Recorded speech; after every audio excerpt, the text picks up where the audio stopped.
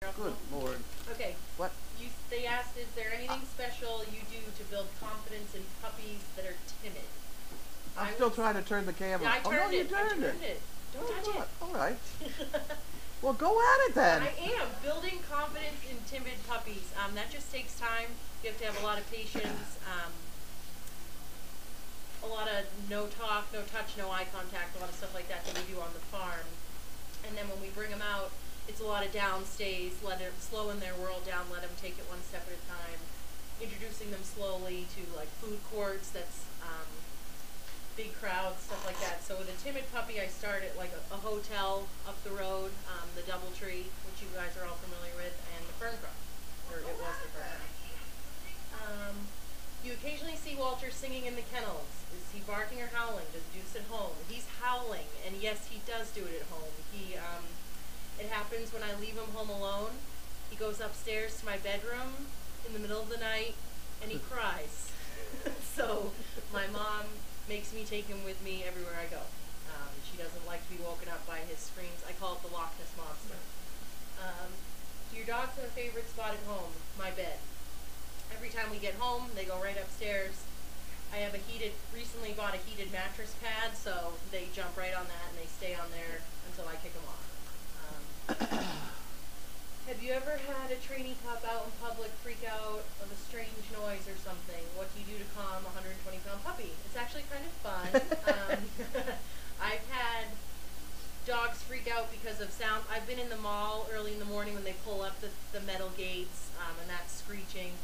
A lot of our dogs are thinkers. They're not going to be quick to bolt and run. Some of them want to, but just once that leash tightens, they stop and they think about it, hopefully, and they don't drag you down the hallway. I have had a dog go into a panic, and a lot of the things we do in that time is we'll put them in a downstay. We always say, Steve always says we slow their world down. So we put them in a down, let them regroup, and then we get them up and continue walking. What do you do if you're approached by a possibly aggressive unleashed dog? Don't run. I would say same thing as before, no touch, no talk, no eye contact. I've been in a situation where I've walked into my friend's house and he has this big giant black German Shepherd, really intimidating dog, and the second you open the door, runs right at you and barks in your face. I mean, the dog, he hasn't bitten anybody yet, but so I walk in and it's all about the body language. Don't look him in the eye, just kind of look around and talk. And his mom commented and said, Don't do this. It must be your body language. You're the only person that's come in here that she hasn't seemed like she really wants to latch onto. I'm like, yeah, probably. Good. So stay confident, I guess.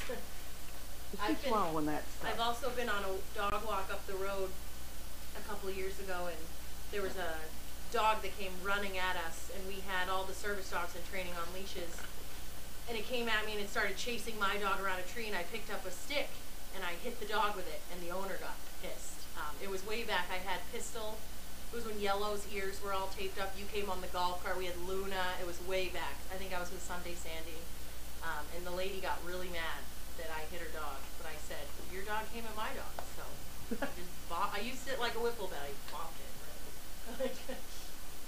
Owners get mad. Yeah, they get real mad. You're going too fast. Let's see. This stuff, eating this stuff is bad. They're saying hi to Devin. This stuff. This blue stuff, you're not supposed to eat. Because it swells up. Did anything happen today that was special that I was proud of? Yes. Yesterday, Katie and I took the calories down to Danvers Animal Hospital to get their rabies shot. When we got back, the calories do a lot of off-leash stuff. They haven't got a lot of rope time. So when we got back, I had a few minutes, so I took Asher in the feed room.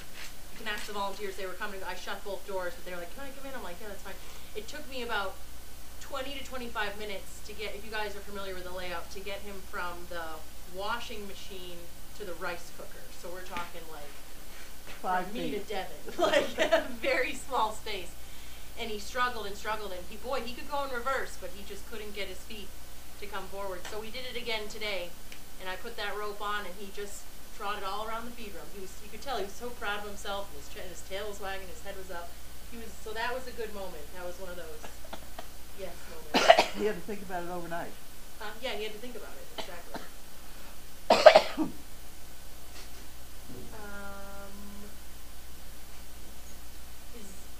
Is there anything Service Dog Project would recommend to Hunter's family to keep Wendy in practice or stimulated? I'm assuming you mean while Hunter is recovering from his surgery. I'm pretty sure Hunter's pretty active.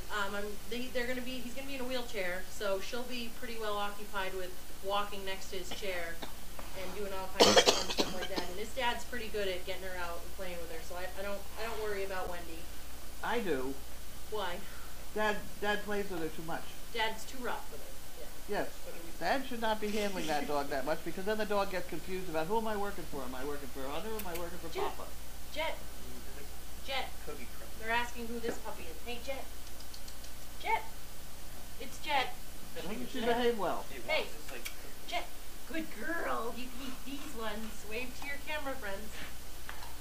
Yeah, the dog was eating the carpet. That happens all the time. Megan, have you ever worked with other breeds? If so, how do they compare? The only other dogs that I have worked with was when I was growing up. My dad had Gordon setters, and they were tough. Really stubborn dogs. They didn't seem very smart. Like Carlene says, the Great Danes are basically born trained as long as you don't mess them up or rough them up too much, literally. Have you called out a fake service dog acting inappropriately? Yes, I have. Calling out fake service dogs, that's actually kind of fun to do sometimes. I've been in the store and I've followed someone around.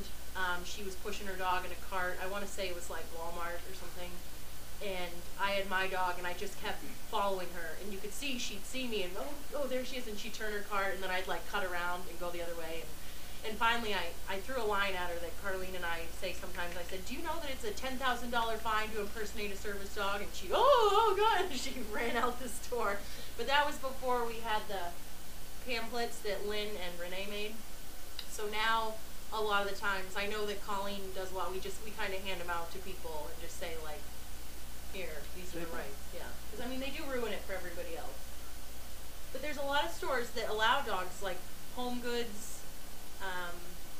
There's a few, you can look them up online. It's like Bed Bath & Beyond. A lot of places that I would run into dogs and I'd get mad, thinking they were fake service dogs. But then I looked it up online and they allow pets. Yeah. So I was kind of getting mad for no reason. Anything else? What are we at? 4:58.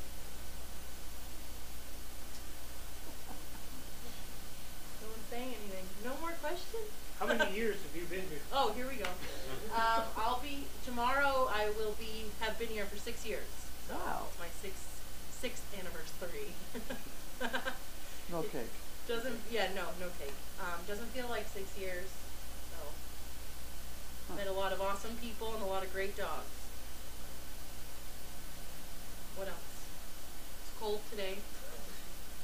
We've done the past 2 days have been a lot of outside wind training, I guess you can say, for the puppies. The second you open the door, it flings open and the dogs all panic. And but other than we walk these past 2 days, you could say I'm not doing the one-step crawl into the buildings. We're definitely a brisk walk.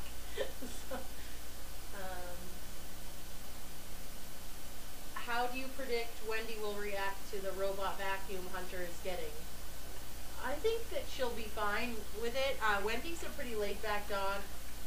I don't think that she doesn't seem to have that prey drive. Like, I could think of a few other dogs. Magnus, for example, my male, who loves to try and chase squirrels and chickens and my cats. So and my vacuum when my mom's vacuuming, I could see a dog like that darting at it, but I don't think Wendy will have a problem. Maybe she'll want to. Yeah. What was your main training task day? My main focus is the pokey puppies, so I basically am getting them to willingly put the rope on, having them watch my leg. It's a lot of get off my leg over, a lot of one-step crawl. I spend a lot of time at the DoubleTree. I do quick trips to Georgetown with them. There's a CVS up there that I like, and I go to Rowley a lot, where there's a TJ Maxx. It's usually quiet in the morning, and there's a woman there that looks forward to seeing me every morning. She's funny.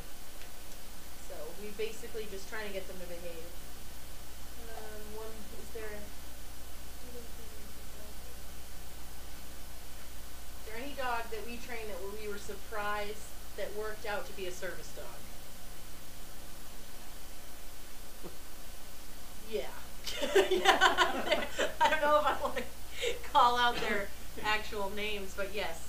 A lot of them, like when they're Jet's age, you see them and they're a handful, and then they get into that rebellious teenager age and you think they're never going to make it.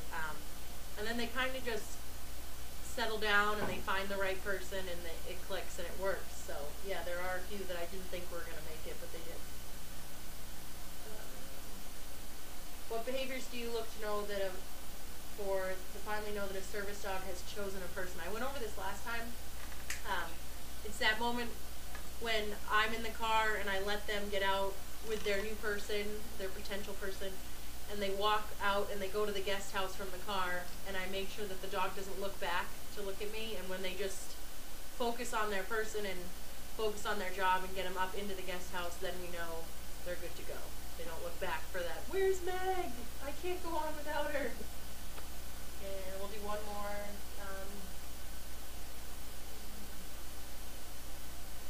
Do you have professional training to do what you do? This is a good one to end on.